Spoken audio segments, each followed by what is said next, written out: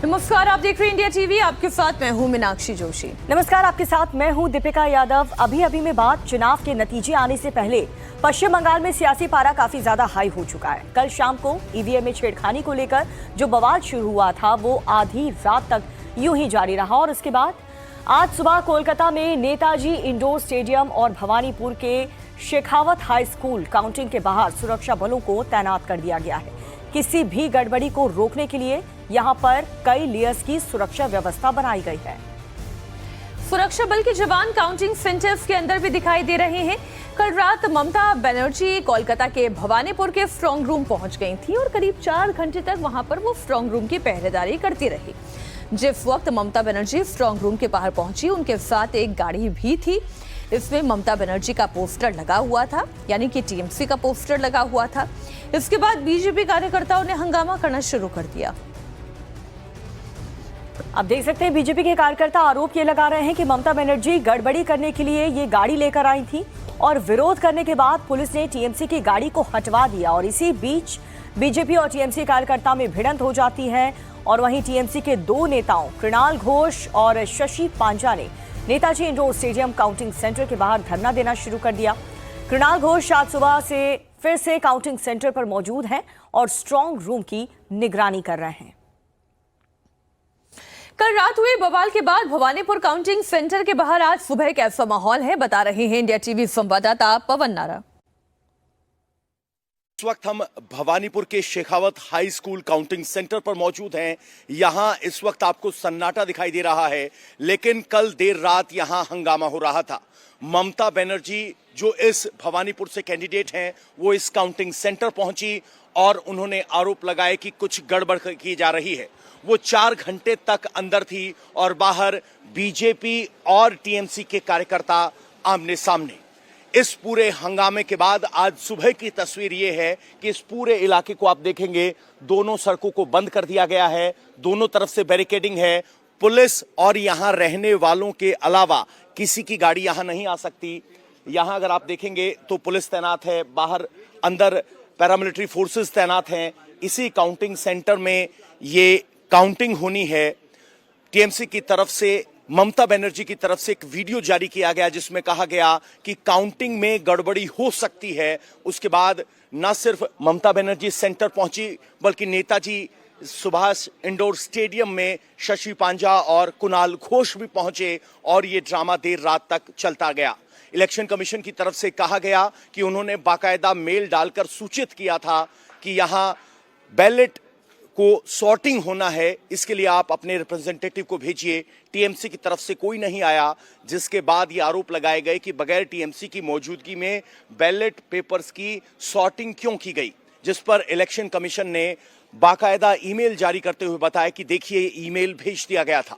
उसके बाद आज क्या ममता बनर्जी अपने कालीघाट के घर पर रहेंगी या एक बार फिर यहां काउंटिंग सेंटर पहुंचेंगी, इस पर सबकी निगाहें हैं। लेकिन चुनाव होने के बाद वोटिंग सेंटर पर हुए हंगामे ने बंगाल का पारा चढ़ा रखा है, भले ही यहां आसमान में बादल छाए हों। कल ममता बनर्जी के अलावा टीएमसी प्रवक्ता कुणाल घोष ने भी काउंटिंग सेंटर के बाहर धरना दिया। कुणाल घोष आज सुबह से ही Netaji indoor stadium counting centre में मौजूद हैं। कुणाल घोष सीसीटीवी के जरिए स्ट्रांग रूम की निगरानी कर रहे हैं। कुणाल घोष का कहना है कि उन लोगों को जानकारी मिली है कि आज भी शाम 5 बजे मूवमेंट हो सकता है और फिर पोस्टल बैलेट आ सकता है, इसलिए विटनेस को मौजूद रहने को कहा गया है। ये तो सील्ड स्ट्रांग रूम है ना, तो अचानक हम लोग देखा सील्ड स्ट्रांग रूम वो खोल के कुछ लोग अंदर मूवमेंट हो रहा है। क्या मूवमेंट हो रहा है, कैसे मूवमेंट हो रहा है, क्यों होगा, इसीलिए हमारा प्रोटेस्ट था। हम लोग जानना चाहते थे। तो वो लोग बोल रहे हैं हम भेजा है, हम मेल भेजा है। और अगर आप लोग मेल भेजा है तो घुसने क्यों नहीं दे रहा है? आप इनविटेशन लेटर भेज रहे हो और खाने के लिए कुछ भी नहीं हो, डिनर टेबल पे नहीं बैठने दे रहे हो, तो वो इनविटेशन लेटर का क्या मतलब था? इसीलिए मैडम शशि पांजा, हम लोग, मैं, हमारा एजेंट आयो, हम सब लोग धरना पे बैठा था। बाद में वो डीओ मैडम आया और मैडम ने कही कि ये उसका एक गलती हुआ है, ये नहीं करना चाहिए। तो वो कुछ हमारा जो ऑब्जर्वेशन है हमने बोला वो हो रहा है, लेकिन अभी वो तो पूरा फुल सिक्योरिटी यहाँ पर तो एकदम फोर्ट बना दिया है। तो इसके पहले कल रात को कोलकाता में अचानक से सियासी पारा हाई हो गया। ममता बनर्जी खुद भवानीपुर में स्ट्रांग रूम पहुंच गई, खुद ईवीएम की पहरेदारी करने लगी और जब ममता के पहुंचने की खबर मिलती है तो बीजेपी कार्यकर्ता भी वहां पर पहुंचे और जमकर बवाल शुरू हुआ।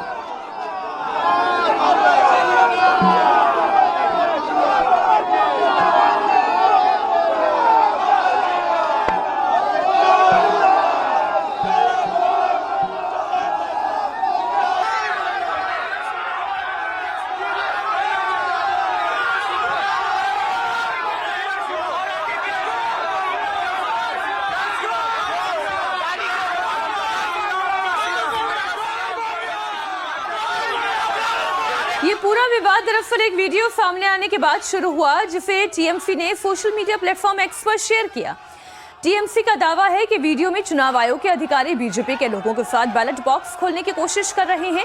इसके बाद कोलकाता के अनुशीलन स्ट्रांग रूम के बाहर टीएमसी समर्थक इकट्ठा हो गए और बीजेपी के कार्यकर्ता भी पहुंच गए। टीएमसी उम्मीदवार कुणाल घोष और शशि पांजा खुदीराम अनुशीलन केंद्र पहुंचे और धरने पर बैठ गए।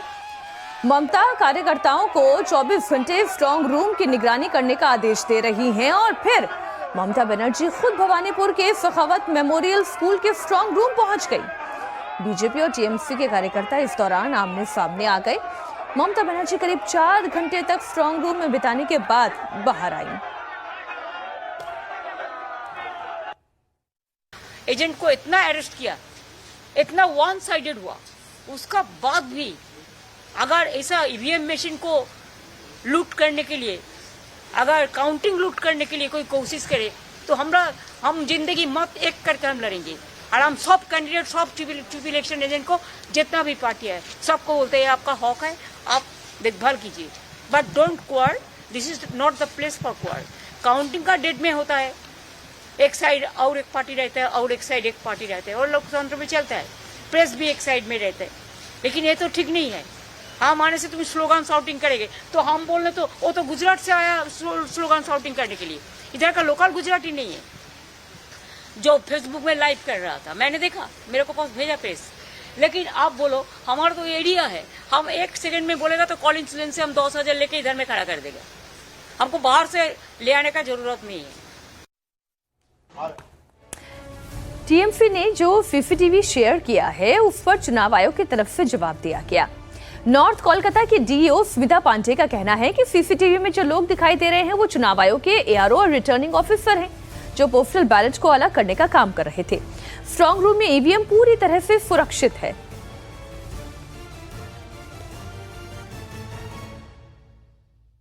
कुछ लोग भी वो हमारे एआरओज हैं, वो हमारे असिस्टेंट रिटर्निंग ऑफिसर्स हैं जो पोस्टल बैलेट का सेग्रीगेशन कर रहे थे। हमारे यहाँ एक स्टैट्यूटरी प्रोसेस होता है जिसमें पोस्टल बैलेट का सेग्रीगेशन किया जाता है। तो वो हमें हर जो हमारे ये बेसिकली वो पोस्टल बैलेट्स हैं जो डिफरेंट ट्रेनिंग के दौरान हम लोग ने फैसिलिटेशन सेंटर में हमारे पोलिंग पर्सनल्स ने वोट दिए हैं, ये वो वोट है। हमारे ही लोग बैठे कॉरिडोर में। वो देखिए ईवीएम के स्ट्रांग रूम बंद है, वो सील्ड है। आज सुबह सारे के सारे सील्ड हो गए और वो अभी भी सील्ड है। ईवीएम का स्ट्रांग रूम अलग होता है, पोस्टल बैलेट का स्ट्रांग रूम अलग होता है और ये हमें निकालना ही पड़ता है और उसको सेग्रीगेट करना ही पड़ता है। और बीजेपी नेता प्रियंका टिब्रेवाल ने ममता के काउंटिंग सेंटर पर पहुंचने पर सवाल उठाया और ये कहा कि चोर मचाए शोर। चोर मचाए शोर और कुछ नहीं है। देखिए पूरा जो यहाँ पे सिस्टम है, हर कुछ सीसीटीवी कैमरा के अंदर है। इवन स्ट्रांग रूम के बाहर अंदर सब जगह सीसीटीवी कैमरा लगे हुए हैं। तो क्या चीज की घबराहट है? और उनके रिप्रेजेंटेटिव तो बाहर बैठे ही हैं। ये पहला इलेक्शन तो लड़ नहीं रहा तृणमूल, कई इलेक्शन लड़े हैं, प्रोसेस पूरा पता ही है। तो इस तरह से बच्चों की तरह ये हरकतें जो दिखा रहे हैं, इधर उधर भाग रहे हैं, घबराहट है और कुछ नहीं। आप कह रहे हैं कि जो प्रोसेस पूरा पता है, घबराहट रहेंगी, और वो कह रहे हैं कि बीजेपी बाइहू का ग्रुप जितना चाहती है, मैनिपुलेट का जितना चाहती है। क्रुक बनने की दरकार हमें है नहीं, क्योंकि क्रुक तो सारे तृणमूल में ही शामिल हैं और उसका उन लोगों ने अपना पूरी पहचान जो है पश्चिम बंगाल में सबको बता रखी है कि वो क्या चीज है। What's your take on what just happened here? It is nothing. It is just the ruckus which Trinamool is trying to create. It is that the postal ballots are every day as and when they come. Twice in a day, the strong room is open, once in the morning and once in the evening. So that is exactly what has happened. So they were trying to put the postal ballots inside. Their representatives were also here. In their presence, this was happening. But unnecessarily, they are trying to create a situation of panic. And why it is so? Because they have lost the ground. पैर के नीचे की जमीन खिसक गई है. There's nothing left beneath their, legs. There is no space. There is no land. हमारे सहयोगी ओंकार सरकार कोलकाता से लाइव जुड़ गए हैं। ओंकार, खूब हाई वोल्टेज ड्रामा हो गया कल, लेकिन अभी तो 2 दिन और बाकी है काउंटिंग में और आज का पूरा दिन बाकी है, तो ये तो गर्मा गर्मी लगातार देखने को मिलेगी। असल में हुआ क्या था, क्यों ऐसी शंका पैदा हुई कि कुछ गड़बड़ी होने जा रही है? ममता बनर्जी को 4 घंटे तक क्यों स्ट्रांग रूम के बाहर पहरेदारी करनी पड़ी?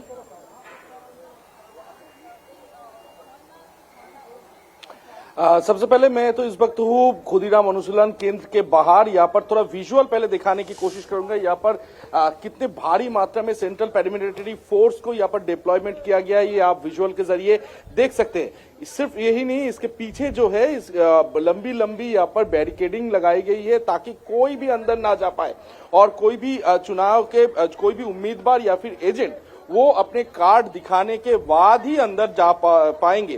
दरअसल जो घटना कल रात को हुआ, एक सोशल मीडिया पोस्ट में टीएमसी की तरफ से एक सीसीटीवी फुटेज का एक विजुअल सामने लाया गया, जिस विजुअल में देखा जा रहा है कि स्ट्रांग रूम के अंदर जो 22 सीसीटीवी कैमरे लगे हुए हैं, उनमें से एक कैमरे में कुछ हलचल नजर आ रही थी और इसके साथ साथ उस जगह पे बैठे हुए कुछ लोग कुछ छोटे से लाइट के जरिए कुछ कर रहे थे। तो इसी वीडियो को सामने लाते हुए कुणाल घोष से लेकर शशि पांजा सभी एक ही आरोप लगाए कि इस जगह से जो ईवीएम से उस ईवीएम के साथ टेम्परिंग करने की कोशिश किया जा रहा है। तो ये इसके बाद ही जैसे कि देखा गया शशि पांजा और कुणाल घोष दोनों ही इस जगह पे पहुंच गए और पहुंचते हुए आरोप लगाने की कोशिश किया कि यहाँ पर ईवीएम के साथ छेड़छाड़ किया जा सकता है। इसी आरोप को सामने रखते हुए लगातार इस जगह पे धरना लगाया गया। हालांकि रात के 11:15 के बाद सीईओ मनोज कुमार अग्रवाल और स्मिता पांडे दोनों मिलकर एक साथ प्रेस कॉन्फ्रेंस करते हुए ये कहा गया कि इस जगह पे जो पोस्टल बैलेट है, उस पोस्टल बैलेट के सेग्रीगेशन का जो काम है वो काम किया जा रहा है और इस काम जो किया जाएगा इसके लिए सुबह ही मेल डाला गया था अलग अलग पॉलिटिकल पार्टियों को, लेकिन देखा गया बिल्कुल ओंकार, और यहाँ पर मेल देने के बावजूद भी कोई भी पार्टी से अधिकारी वहां पर नहीं पहुंचे और उसके बाद ये शिकायत की गई कि ईवीएम में गड़बड़ी है। रूल्स को चुनाव आयोग की तरफ से फॉलो किया गया था, हर एक पार्टी को मेल करके इन्फॉर्म भी किया गया था। बहुत बहुत शुक्रिया ओंकार आपका इस जानकारी के लिए। बड़ी खबर जबलपुर से, जहां दर्दनाक हादसा हुआ। नर्मदा नदी पर बने हुए बरगी डैम में क्रूज पलटने की वजह से 9 लोगों की जान चली गई। 40 लोगों से भरी हुई क्रूज तेज लहरों के बीच अचानक फंस गई। ये क्रूज लोगों को घुमाने के लिए निकली थी, लेकिन आंधी तूफान की चपेट में आ गई और फिर कुछ ही मिनटों के अंदर ही क्रूज में पानी भरने से ऑन स्पॉट ये पलट गई। जिस वक्त हादसा हुआ, हवा की रफ्तार 40 से 50 किलोमीटर प्रति घंटे की थी। क्रूज पर सवार लोगों में हड़कंप मच गया। क्रूज के डूबने का लाइव वीडियो सामने आया। जानकारी के बाद तुरंत प्रशासन ने रेस्क्यू ऑपरेशन शुरू किया। एनडीआरएफ, एसडीआरएफ की मदद से 22 लोगों को जिंदा भी बचाया गया। मौके पर एमपी सरकार के मंत्री राकेश सिंह मौजूद हैं। स्पॉट पर भयावह मंजर देखकर मंत्री खुद रोने लगे। 9 लोगों की डेड बॉडी रिकवर हुई है और 9 लोग अभी भी लापता बताए जा रहे हैं, जिनकी तलाश में एक्सपर्ट गोताखोरों की मदद से रेस्क्यू चला रही है। स्पॉट पर आर्मी की स्पेशल टीम को भी बुलाया गया। क्रूज बीच मझधार में अभी भी उल्टी फंसी हुई है और बड़े बड़े चट्टानों के बीच फंसी हुई है, जिसके चलते रेस्क्यू में दिक्कतें आ रही हैं। सरकार की तरफ से 4-4 लाख के मुआवजे का ऐलान कर दिया गया है, लेकिन एक सवाल अभी बड़ा और गंभीर सवाल है कि जब मौसम खराब होने की चेतावनी आ चुकी थी, जब हवा की रफ्तार इतनी तेज थी, उसके बावजूद ये क्रूज पानी में क्यों उतारा गया? मौसम विभाग के अलर्ट के बावजूद भी क्रूज के संचालन को लेकर के बड़े सवाल खड़े हो रहे हैं। कल शाम से ही युद्ध स्तर पर रेस्क्यू ऑपरेशन तो जारी है। क्रूज करीब 20 मीटर नीचे डैम के गहरे पानी में फंसा है, जिससे रेस्क्यू में काफी ज्यादा परेशानी आ रही है। आर्मी के एक्सपर्ट को बुलाया गया। एनडीआरएफ और एसडीआरएफ की टीम ने अब तक 22 लोगों को सुरक्षित जिंदा निकाल लिया है। हादसे में अभी भी 9 लोग लापता हैं, जिनकी तलाश की जा रही है। दिल्ली के रहने वाले प्रदीप नाम के शख्स भी इस क्रूज में पति पत्नी और अपने बेटे के साथ थे। वो बच गए हैं। उनकी पत्नी और 4 साल का बेटा लापता है। हादसे के भयावह मंजर को प्रदीप ने बताया। क्रूज पर स्टाफ के सिर्फ 2 ही लोग सवार थे। जब हालात बिगड़ी तो लोगों में भगदड़ जैसे हालात बन गए। प्रदीप ने खुद लोगों को लाइफ जैकेट भी दी, लेकिन जो हमारे सहयोगी भी बता रहे थे उनमें ज्यादातर लोगों ने लाइफ जैकेट नहीं पहनी थी।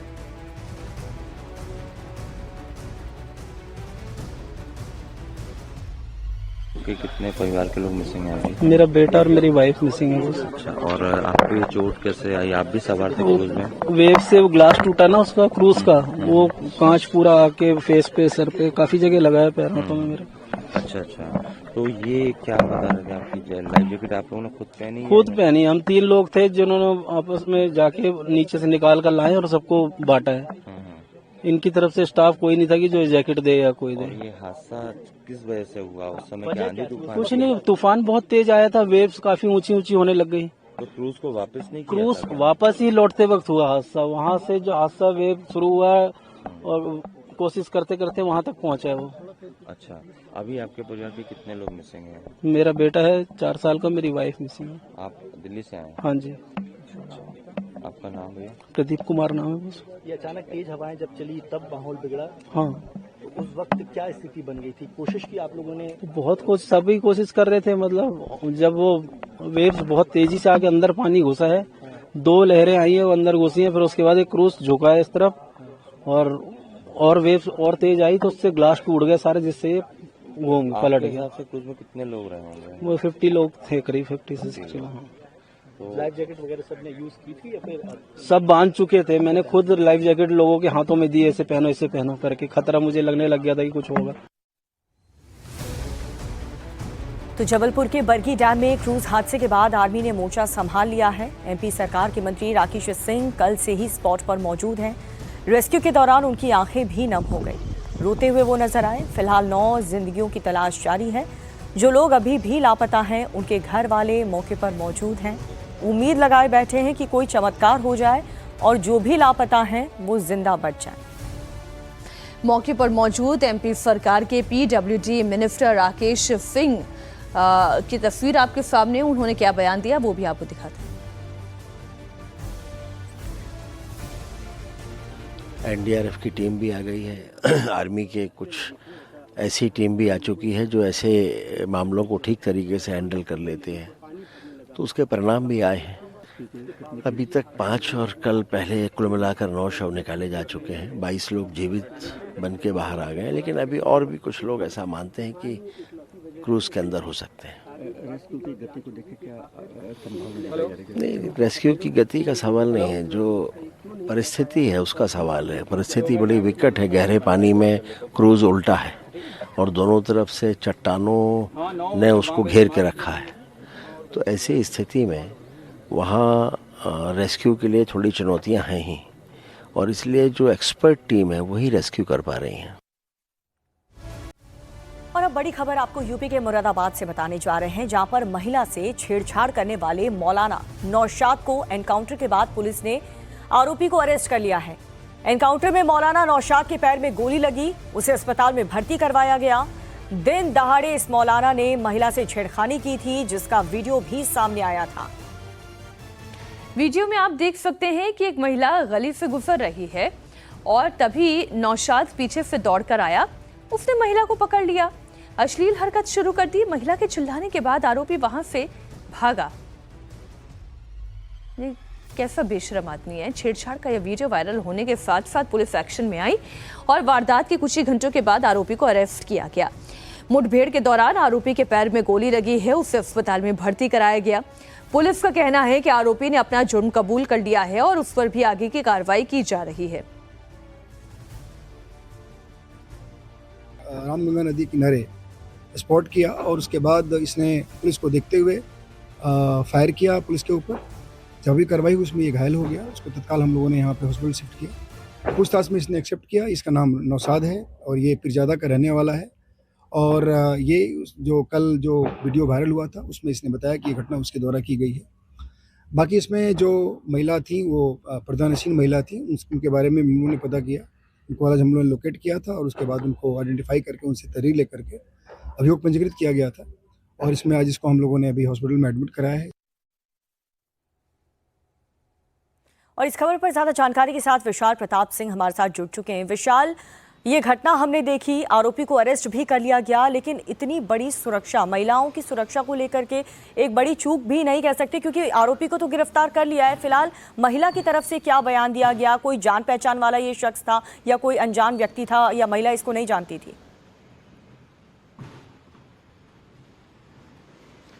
देखिए, ये बहुत ही ज्यादा हैरान करने वाला और शर्मसार करने वाला मामला उत्तर प्रदेश के मुरादाबाद से आया है, जिसमें पुलिस ने 48 घंटे के भीतर ही मौलाना जो नौशाद है, न सिर्फ उसकी गिरफ्तारी की है बल्कि उसका कायदे से इलाज भी किया गया है। जब उसने पुलिस पर गोली चलाने की कोशिश की तो पुलिस ने रिटेलिएशन में जब गोली चलाई है तो आरोपी नौशाद के पैर में गोली चली है, अस्पताल में उसका इलाज चल रहा है पैर में गोली लगने के बाद। और यह बताया जा रहा है कि जो आरोपी है उसकी पीड़िता के साथ जान पहचान थी, वो लगातार उसके साथ बदतमीजी कर रहा था। और जब परसों उसको ये मौका मिल जाता है कि गली में सुनसान इलाका होता है, आसपास कोई नहीं होता है, तो आरोपी पीछे से आता है और महिला को पकड़ करके जबरन गलत हरकत करना शुरू कर देता है, जिसका महिला विरोध करती है।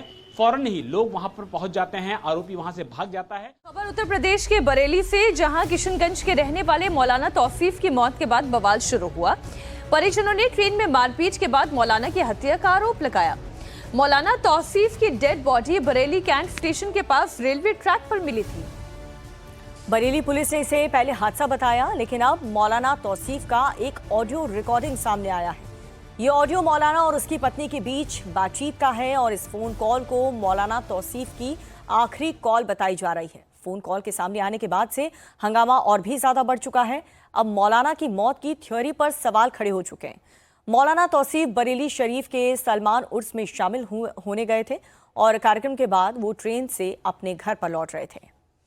परिजनों का कहना है कि ट्रेन से मौलाना ने अपनी पत्नी से फोन पर बात की और आरोप लगाया कि कुछ लोग उन्हें परेशान कर रहे हैं। ऑडियो में मौलाना ट्रेन में मारपीट की बात भी कर रहा है। फोन कॉल के दौरान मौलाना बार बार पत्नी से पुलिस को फोन करने के लिए कह रहा है और बात करते करते मौलाना का फोन बीच में ही कट जाता है और स्विच ऑफ हो जाता है।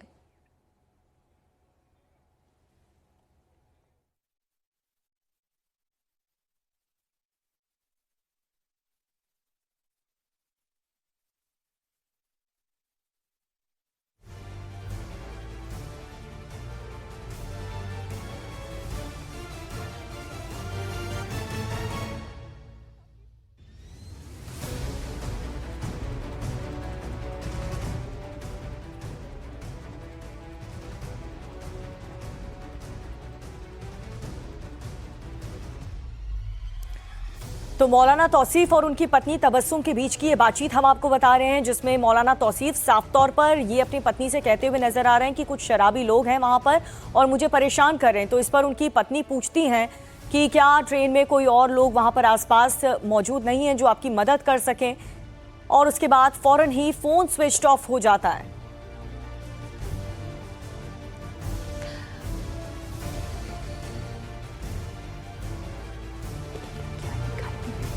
तो पत्नी से आखिरी बातचीत एसडीआर मौलाना तौसीफ वो कहते हैं, बातचीत करते हैं, कॉल करते हैं और अपनी वाइफ को पूरी सिचुएशन बताते हैं। पुलिस को फोन करो मदद के लिए वो कहते हुए नजर आते हैं। तबस्सुम उधर से कहती है कि ट्रेन में दूसरे लोग क्या है नहीं वहां पर। तो मौलाना ये कहता है कंपार्टमेंट में लोग हैं लेकिन कोई मदद नहीं कर रहा है। मदद करो यार, देखो भैया परेशान कर रहे हैं मुझे, मार रहे हैं मुझे। और अपनी तरफ से वो मदद की गुहार लगा रहे हैं और पुलिस को फोन करने के लिए भी कह रहे हैं तबस्सुम को, लेकिन इतने में फोन कट भी जाता है। बरेली पुलिस ने पहले मौलाना तौसीफ की मौत को एक हादसा बताया था, लेकिन अब परिजनों की शिकायत के बाद पुलिस इस मामले में केस दर्ज कर मामले की जांच में जुटी हुई है। बरेली पुलिस मामले की तहकीकात के लिए स्टेशन के आसपास के लोगों से भी पूछताछ कर रही है ताकि मौलाना की मौत का सच पता लगाया जा सके। रेलवे लाइन से सटी हुई एक बॉडी की सूचना कंट्रोल रूम को रेलवे कीमैन के द्वारा दी गई। थाना पुलिस मौके पर पहुंची और बॉडी की शिनाख्त Tauseef Raza son of Abul Hussain resident of Pathamari Kishanganj Bihar के रूप में हुई। मृतक के फोन के द्वारा उसके परिजनों और लोकल कॉन्टैक्ट्स जो बरेली के हैं इनसे संपर्क किया गया। परिजनों द्वारा ट्रेन में मृतक के साथ मारपीट की आशंका जताई जा रही है। हमारे द्वारा परिजनों जो कि किशनगंज बिहार में रहते हैं उनसे वार्ता की गई है और तहरीर प्राप्त होने पर आवश्यक विधिक कार्रवाई सुनिश्चित किए जाने हेतु उनको अवगत कराया गया है। तो बिहार के किशनगंज निवासी मौलाना तौसीफ की मौत कैसे हुई? क्या उनकी हत्या हुई है या फिर कोई हादसा है? इसको लेकर के सवाल अभी भी बना हुआ है, लेकिन मौलाना की मौत को लेकर अब सियासी बवाल भी शुरू हो चुका है। यहाँ कांग्रेस सांसद इमरान प्रतापगढ़ी ने जहां पर इस पूरे मामले में उच्च स्तरीय जांच की मांग की है, वहीं AIMIM नेता असदुद्दीन ओवैसी ने इस पूरे मामले में रेल मंत्री अश्विनी वैष्णव से हस्तक्षेप कर दोषियों के खिलाफ सख्त एक्शन की डिमांड की है।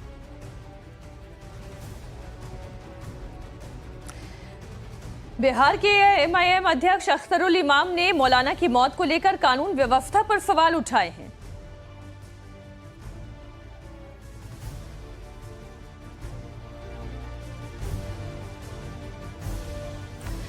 तो बड़ी खबर एक बार फिर आपको बता दें, ये जो मौलाना हैं वो एक ट्रेन में सवार थे और इस दौरान उनके साथ मारपीट हुई और उनकी मौत हो गई। शुरुआत में रेलवे पुलिस का कहना यह है कि वो बरेली पुलिस का कहना यह है कि वो इसे एक मामूली हत्या मानकर चल रही थी, मौत मानकर चल रही थी, लेकिन जब लास्ट रिकॉर्डिंग उनके टेलीफोन के सामने आई तब ये पता चला कि भाई उनके साथ मारपीट हुई है और ये हत्या का मामला है। उसके साथ मारपीट की और उसको ट्रेन से धक्का देकर फेंक दिया, लापता हो गए, उनका मोबाइल ऑफ हो गया। तब लोगों को खबर हुई। क्या मुसलमानों का ट्रेन से सफर करना भी मुश्किल हो गया है? एक आलिम दीन का इस तरह का सलूक? क्या मोदी जी, योगी जी, क्या हम लोगों को मुसलमानों के इस मुल्क पर रहने का हक नहीं है? एक आलिम दीन का इस तरह वहशियाना कत्ल किया गया है। हम इसकी मजम्मत करते हैं। हम रेलवे मिनिस्टर से मुतालबा करते हैं कि फौरी तौर पर GRPF की पुलिस आपकी कहाँ थी, गवर्नमेंट रेलवे फोर्स आपकी कहाँ थी, मामले की तहकीक करवाइए। कौन लोग सफर कर रहे थे, किन लोगों ने इसका सदुपयोग किया है, किन लोगों ने इनको गाड़ी से उठाकर फेंका है, ऐसे लोगों की खबरों गिरफ्तारी होनी चाहिए। ये मामला बड़ा पेचीदा भरा है विशाल। अभी तक की पुलिस की तहकीकात में क्या बातें सामने आई हैं? देखिए मीनाक्षी, इस पूरे मामले में जो बरेली पुलिस है उसके सीनियर ऑफिसर सबसे कुछ देर पहले ही हमारी बातचीत हुई। उनका कहना है कि परिजनों ने जो बात उनको कही है तहरीर के रूप में जैसी उनको प्राप्त होगी उसके बाद वो ऑफिशियल इन्वेस्टिगेशन शुरू करेंगे ही करेंगे, लेकिन परिजनों द्वारा इस तरीके के सवाल उठाए जाने के बाद से बरेली पुलिस ने जो लोकल इलाके की जो कैंट इलाका है जहां पर मौलाना की डेड बॉडी मिली थी उसके CCTV फुटेज को खंगालना शुरू कर दिया है। जो गाड़ी से यात्रा कर रहे थे लोग उस रेल से, उनसे भी बातचीत की है। GRP के लोगों से भी बातचीत की है कि क्या किसी तरीके की शिकायत आई थी, अगर ऑफिशियल शिकायत ना आई हो तो कम से कम लोगों ने ही अगर कोई संपर्क किया हो तो उनसे बातचीत की जा रही है। और सबसे जो इंपॉर्टेंट होता है इस तरीके के मामलों में पोस्टमार्टम रिपोर्ट, जो डिटेल पोस्टमार्टम रिपोर्ट होती है मीनाक्षी, उसमें यह पता लग जाता है कि किसी भी शख्स की अगर मौत हुई है तो उसके पीछे वजह क्या है और जो इंजरीज है उसका नेचर क्या है। ट्रेन से कोई भी शख्स अगर गिर जाता है, एक्सीडेंटली गिर जाता है, उसकी जो नेचर ऑफ इंजरी होती है वो अलग होती है। मारा पीटा जाता है किसी को मौत से पहले और उसके बाद उसको फेंका जाता है तो उसकी इंजरीज बिल्कुल अलग होती हैं। तो पुलिस का कहना है कि उनको डिटेल पोस्टमार्टम रिपोर्ट का इंतजार है, लेकिन अगर कोई भी इस मामले में फाउल प्ले होता है तो पुलिस पूरी तरीके से ओपन होकर इस पूरे मामले का इन्वेस्टिगेशन कर रही है। और पुलिस का कहना है अगर फाउल प्ले जैसी कोई भी चीज दिखती है तो इस मामले में न सिर्फ थॉरो इन्वेस्टिगेशन किया जाएगा बल्कि उन आरोपियों तक भी पुलिस पहुंचेगी अगर कोई आरोप इसमें सही पाया जाता है तो। मीनाक्षी, बहुत शुक्रिया विशाल आपका पूरी जानकारी के लिए। और अभी में एक हैरान करने वाली खबर राजधानी दिल्ली से सामने आई है। दिल्ली के पुलिस ने चोरी की एक वारदात के बाद चौंकाने वाला खुलासा किया है। पुलिस ने सोना उर्फ सोनिया नाम की एक महिला को गिरफ्तार किया है। पुलिस को आरोपी के 15 गोल्ड लोन अकाउंट्स भी मिले हैं, जिनमें से 2 किलो सोना बरामद किया गया। बताया जा रहा है कि आरोपी महिला घरों में नौकरानी का काम करती थी और उन्हीं घरों से सोना चोरी करती थी जिन्हें वो गोल्ड लोन अकाउंट्स में जमा कर देती थी। और सिर्फ इतना ही नहीं, ये शातिर महिला ने पुलिस से बचने के लिए भी पूरी तरह से प्लानिंग कर रखी थी। आरोपी महिला ने घर में 15 डॉग्स पाल कर रखे थे। आरोपी महिला के पास से पुलिस ने 1 लाख रुपए कैश भी बरामद किया। और पुलिस का यह कहना है कि महिला इससे पहले भी चोरी की कई वारदात में शामिल हो चुकी है। 19/4/2026 को एक चोरी का मामला सामने आया था, जिसमें एक घर से तकरीबन 2 करोड़ और 2.5 करोड़ के करीब की जो ज्वेलरी है, गोल्ड की ज्वेलरी, वो चोरी हुई थी। उसको हमने जब इन्वेस्टिगेट किया जब थॉरली, तो उसमें जो एक्यूज्ड थी वो एक सोना एलियास सोनिया, जो रोहिणी में रहती थी। 3 दिन पहले ही इनके घर में मेड का काम पे लगी थी और तीसरे दिन वारदात करके वो गायब हो गई थी। ये 45 साल की महिला है और ऐसे पहले भी इस तरह के चोरी के वारदातों को अंजाम देती। इसमें तकरीबन 2 किलो का जो गोल्ड है वो अलग अलग बैंक अकाउंट्स में हमने आइडेंटिफाई किया है, और जैसे मुथूट है और बाकी जो बैंक्स हैं जो कैश अगेंस्ट गोल्ड देते हैं। कुमार सोनू हमारे सहयोगी इस वक्त दिल्ली से लाइव जुड़ गए हैं। इस पूरे मामले में जब गोल्ड वाला खेल एक्सपोज हुआ तो ये तो बड़ा हैरान कर देने वाला है कि सब कुछ नाक के नीचे हो रहा था और पता ही नहीं चला। देखिए मीनाक्षी, दरअसल दिल्ली पुलिस को शालीमार बाग पुलिस स्टेशन में शिकायत मिली, जिसके बाद पुलिस ने मामले की जांच शुरू की। सीसीटीवी फुटेज के आधार पर जब इस महिला को पकड़ा गया, इन्वेस्टिगेट किया गया, तो पता चला है कि इसके अलग अलग बैंकों में और अलग अलग जो फाइनेंस कंपनियां हैं जो खासतौर पर गोल्ड लोन में काम करती हैं, उनमें 15 गोल्ड लोन अकाउंट्स थे और वहां पर 2 किलो के करीब सोना जमा था और उसकी एवज में ये पैसा वहां से उठाती थी। इसके साथ साथ इसने एक और भी काम किया हुआ था कि दिल्ली पुलिस की टीम या कोई भी इसे पकड़ने के लिए अगर घर जाए तो उनसे बचने के लिए इसने 15 कुत्ते जो हैं वो पाले हुए थे, जिसमें पिटबुल, अमेरिकन बुली और हाइब्रिड जो ब्रिड होती है वो उस ब्रिड के जो तमाम जो कुत्ते थे वो थे। और जब भी कोई पुलिस टीम जाती थी या कोई पुलिस वाला जाता था तो ये उन 15 कुत्तों को उनके ऊपर छोड़ देती थी। जब शालीमार बाग वाले मामले में भी पुलिस की टीम इसको पकड़ने के लिए गई तब भी ऐसा ही हुआ, इसने अपने 15 कुत्ते पुलिस के ऊपर छोड़ दिए। जैसे तैसे जो है पुलिस महिला ने अपने गैंग में पकड़ा, कुत्तों को शामिल कर रखा था अपनी सुरक्षा के लिए। बहुत बहुत शुक्रिया आपका इस जानकारी के लिए। एक और बड़ी खबर है कुमार, उस पर भी हम आपसे डिटेल चाहेंगे। कांग्रेस नेता पवन खेड़ा को अग्रिम जमानत मिली है। सुप्रीम कोर्ट से पवन खेड़ा को अग्रिम जमानत मिली है। हेमंता की पत्नी के पासपोर्ट मामले में यह अग्रिम जमानत मिल गई है। पवन खेड़ा ने आरोप लगाया था असम के मुख्यमंत्री हेमंत बिस्वा शर्मा की पत्नी को लेकर कि उनके पास तीन पासपोर्ट हैं और इसे लेकर ही उनके खिलाफ फिर एफआईआर भी दर्ज की गई थी। अतुल हमारे सहयोगी इस खबर पर जुड़ गए हैं। अतुल, पवन खेड़ा को अग्रिम जमानत मिल गई है, राहत मिली है एक तो बहुत बड़ी।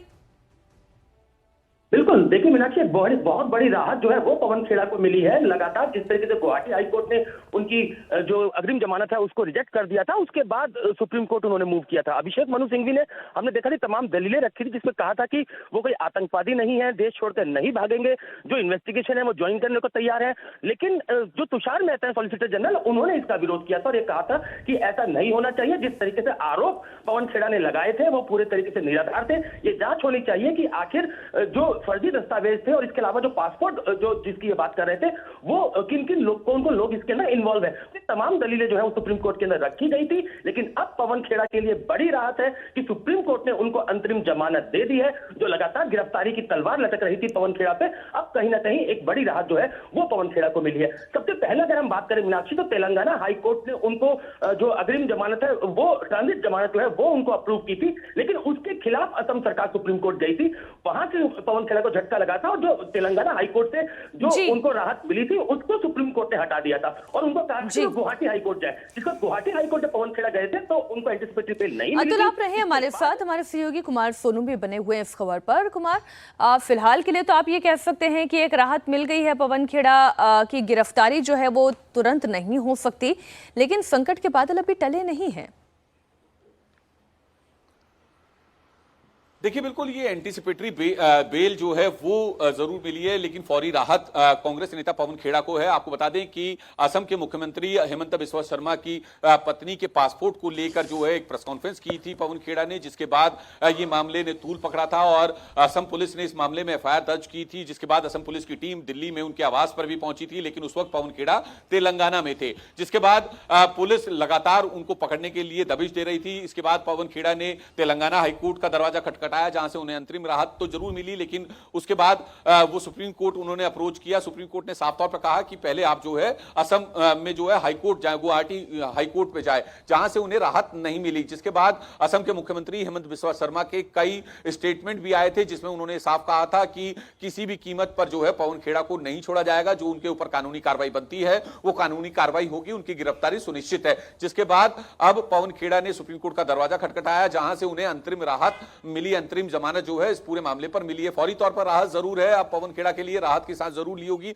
लेकिन यह मामला अभी खत्म नहीं हुआ है, क्योंकि फर्जी पासपोर्ट को लेकर, जिस तरह के पासपोर्ट को लेकर पूरे सवाल पवन खेड़ा ने बाकायदा प्रेस कॉन्फ्रेंस करके उठाए थे, इसके बाद से पवन खेड़ा और हेमंत बिस्वा शर्मा इस पूरे मामले को लेकर आमने सामने हैं और असम पुलिस जो है इस पूरे मामले को इन्वेस्टिगेट भी कर रही है। जी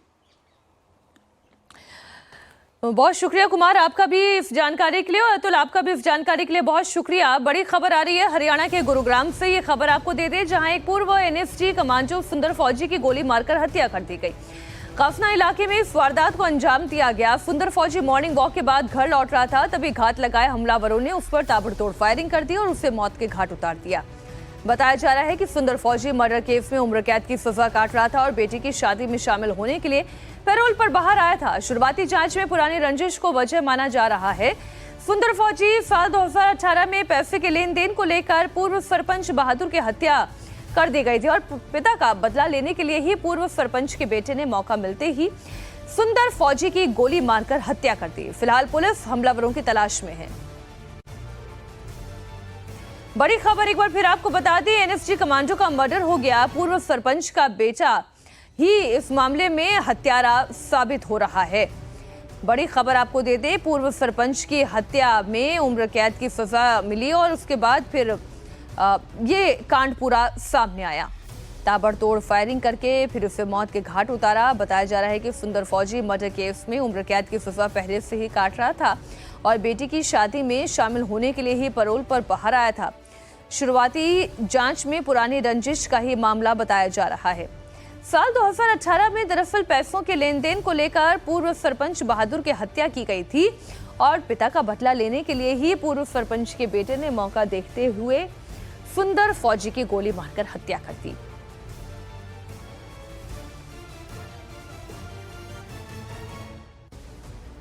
खबर यूपी के फिरोजाबाद से है, जहां पर भीषण सड़क हादसा हुआ। तेज रफ्तार ट्रक ने सवारियों से भरी टेम्पो को टक्कर मार दी और ये टक्कर इतनी ज्यादा जबरदस्त थी कि टेम्पो के परखच्चे उड़ गए। टेम्पो में बैठे सवारी उछल करके बहुत दूर जाके गिरे। हादसे में कई लोग गंभीर रूप से घायल हुए हैं। ये पूरा घटना का जो सीसीटीवी फुटेज है वो भी सामने आ चुका है। आप देख सकते हैं हादसा कितना भयानक है। टेम्पो में बैठे हुए लोग उछल करके दूर गिर जाते हैं इस टक्कर के बाद, जिसमें एक महिला तो ट्रक के नीचे आ ही गई। गनीमत ये रही कि एक ड्राइवर ने फौरन ब्रेक लगा दिया, इस महिला की जान बच गई। टेम्पो ड्राइवर उछल करके दूर जा गिरा अर्जेंट ब्रेक लगाने की वजह से और हादसे में टेम्पो के परखच्चे उड़ गए। वहीं ट्रक ड्राइवर मौके से फरार हो चुका है। ये सीसीटीवी फुटेज हम आपको दिखा रहे हैं। आप देख सकते हैं कि गाड़ी का क्या हश्र हुआ है। यूपी के फिरोजाबाद की ये खबर आपको बता रहे हैं। जबरदस्त यहाँ पर टेम्पो की टक्कर हुई और टेम्पो में बैठी सवारी उछल करके काफी ज्यादा दूर गिर गई और सवारियों में दिक्कत इसलिए हुई क्योंकि ड्राइवर ने फौरन ही अर्जेंट ब्रेक मार लिया और जो ड्राइवर है वो भी गाड़ी का जो शीशा था आगे का फ्रंट ग्लास तोड़ करके बाहर निकला और बताया जा रहा है कि ड्राइवर मौके से फरार है। गनीमत ये रही कि ट्रक ड्राइवर ने ब्रेक तो लगा दिया, टेम्पो ड्राइवर उछल करके दूर गिरा और इस हादसे में टेम्पो के पूरी तरह से परखच्चे उड़ चुके हैं, जैसा कि आप पास में लगे सीसीटीवी कैमरे के इस फुटेज में भी देख सकते हैं।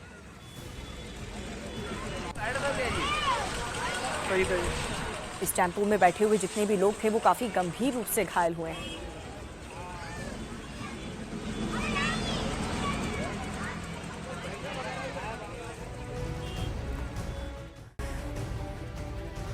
अब खबर उत्तर प्रदेश के रामपुर से आ रही है, जहां एक शादी समारोह के दौरान जबरदस्त बवाल हुआ।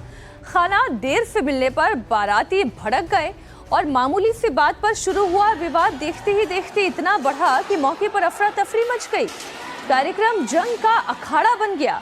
बाराती कुर्सी उठा उठा कर फेंकने लगे। हालात इतने बिगड़ गए कि लोगों ने भागकर अपनी जान बचाई।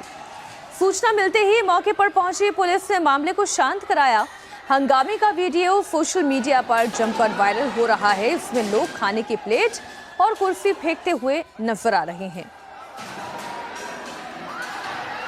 जिसके हाथ में जो आया, थाली तो, कटोरी तो, ग्लास तो, सब उठा उठा कर फेंका जा रहा है।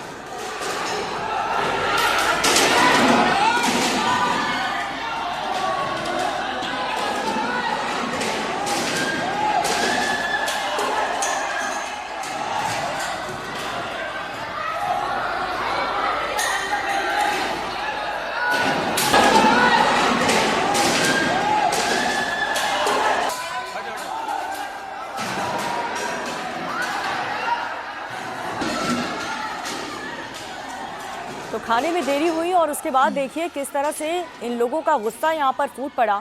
हालात यहाँ पर इतने ज़्यादा बिगड़ गए कि कुछ लोग जान बचाते हुए यहाँ से भागते हुए नजर आए।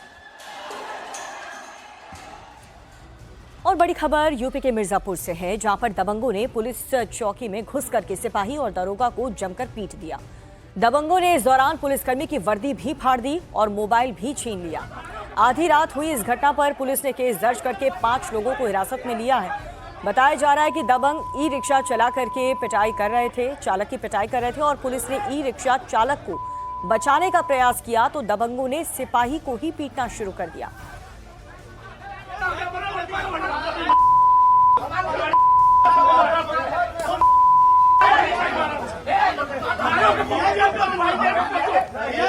सूचना के बाद कई थानों की फोर्स मौके पर पहुंचती है। पुलिस ने 5 लोगों को हिरासत में भी ले लिया है। बाकी जो फरार हैं पुलिस उनकी भी तलाश कर रही है, लेकिन इन दबंगों के हौसले इतने बुलंद कि पुलिस वाले पर ही इन्होंने हाथ छोड़ दिया। बता दिए, ताला पकड़ लिए थे, मोबाइल छीन लिए थे सर।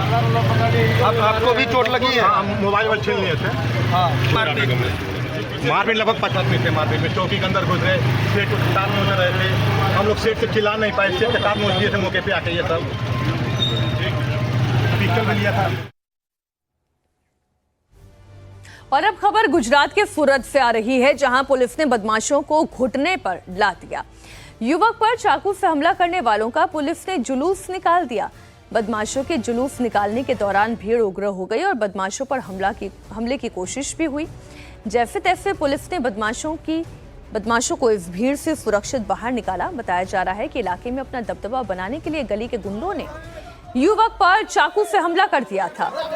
हमले के 24 घंटे के अंदर पुलिस ने आरोपियों को गिरफ्तार कर उनका जुलूस निकाला। फिलहाल पुलिस बदमाशों पर आगे की कार्रवाई कर रही है।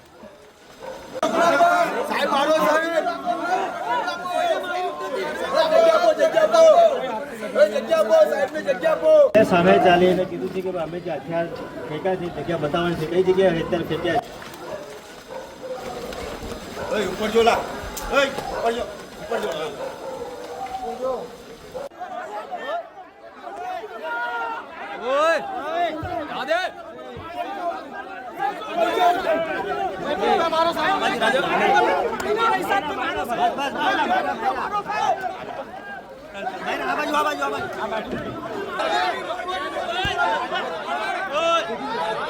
चलो भाई, चलो विजय, चलो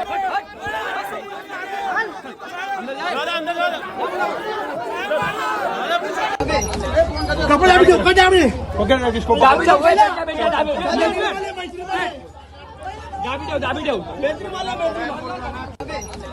कपड़ा भी कट जा रही ओके ना किसको दाबी दो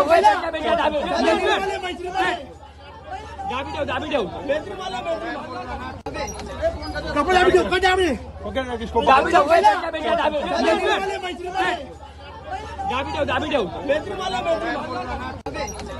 कपड़ा भी कट जा रही ओके ना किसको। और अब खबर मौसम से जुड़ी हुई आपको बता दें, मौसम के बदले मिजाज से उत्तर भारत के कई शहरों में भारी बारिश और आंधी तूफान का कहर बरपा है। दिल्ली एनसीआर में तेज बारिश के साथ ओलावृष्टि हुई। गाजियाबाद में सबसे ज्यादा ओले गिरे हैं। दिल्ली में भी जमकर के ओले गिरे। तेज बारिश के चलते गर्मी से जरूर राहत मिली है, लेकिन बारिश के साथ आंधी तूफान के चलते काफी तबाही भी हुई। यूपी में गाजियाबाद, नोएडा समेत 5 जिलों में जमकर ओले गिरे। जयपुर में तेज आंधी तूफान से तबाही का मंजर भी देखने को मिला है। दिल्ली, गाजियाबाद, हरिद्वार, जयपुर, ग्वालियर की तस्वीरें इस वक्त आपके सामने हैं। तेज बारिश, आंधी तूफान के साथ साथ कहीं कहीं तो ओले भी गिरे हैं। भारी बारिश और आंधी तूफान के चलते गर्मी से राहत जरूर मिली है। टेम्परेचर 12 डिग्री तक गिर गया है, लेकिन ओला गिरने की वजह से फसलों को भी नुकसान हुआ है। दिल्ली के भजनपुरा की बात करें, मौजपुर, गोंडा और साथ ही उस्मानपुर, शास्त्री नगर, सीलमपुर, शाहदरा और वेलकम में ओले गिरे हैं। करीब 10 से 15 मिनट तक ओलावृष्टि होती रही। इस दौरान काफी बड़े बड़े ओले भी गिरे हैं, जिससे लोगों को नुकसान भी हुआ, कई गाड़ियों को भी नुकसान हुआ। दिल्ली एनसीआर, गाजियाबाद, नोएडा, ग्रेटर नोएडा और आसपास के इलाकों में तो ओले गिरे। तेज बारिश के चलते लोगों को भीषण गर्मी से राहत जरूर मिली। अब ये नोएडा की भी तस्वीरें आप देख लें। जिस वक्त ओले गिर रहे थे उस वक्त ये तस्वीरें कैमरे में रिकॉर्ड हो गई। पिछले कुछ दिनों से आप देख ही रहे थे कि बहुत ही झुलसा देने वाली गर्मी पड़ रही थी, तेज गर्म हवा के थपेड़े भी लग रहे थे और अचानक से मौसम ने ऐसी पलटी मारी कि घरों में चल रहे एसी बंद हो गए।